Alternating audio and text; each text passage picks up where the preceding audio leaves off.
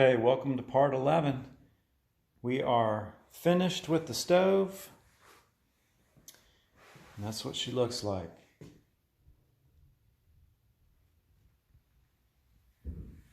What I normally do is I like the brush on high temperature enamel paint simply because the paint goes where I want it to instead of on everything else. And not really brand specific on the paint at all, but you can just go down to your local hardware store, get some high temperature barbecue black. But this quart of paint has painted 2 entire Watchman stoves with 2 coats, and I still have more than half of the quart. And with what's left, I plan on revamping this smoker, and that'll be for another video series. But that's why I like the brush on paint a lot better. You can just get some like 2-inch disposable brushes, 1.5 inches, you know, however wide you want them to get or want them to be. And just use the can itself, just stir it up really good and just work right out of the can. And I've had excellent results with that over the years. One thing I did want to mention is this whole entire build was done on 2 sawhorses on an 18 by 28.5 inch piece of scrap 1/4 inch plate that I had. So you don't really need a big area to build this.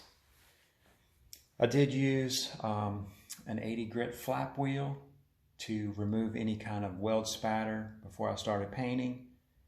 I used a small metal file, flat file, just to get some hard to reach spots that the grinder can't get. And then I just used a chainsaw file for radiusing some corners that a flat file is not going to get. So like on this funnel right here, you know, I had a little bit of weld on the inside that was keeping the cooktop from setting the way I wanted it to. So I just had to use this file on a couple spots like that. But nothing, you know, nothing fancy. But it turned out really well. It comes in 2 45-pound boxes. So as shipped, it's 90 pounds. But as assembled, it's 75, maybe a little more than 75 pounds with the newly designed cooktop. But pretty happy with how it turned out. This is the very first one I ever made. If it's not the very first one, it's one of the very first ones.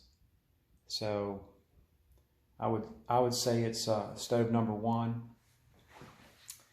And then this is stove number 301. So pretty dramatic difference in how I was originally making them. And I just brought this one inside. It's been sitting outside largely for 4 years in all the elements, and it's still perfectly usable right now. I actually started cleaning it up a little bit, thinking maybe I'll bring it back to its former glory, right?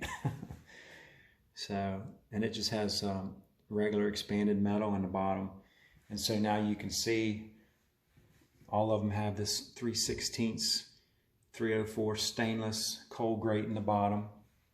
The old one, the old ones I used to make the cooktop out of angle and expanded metal.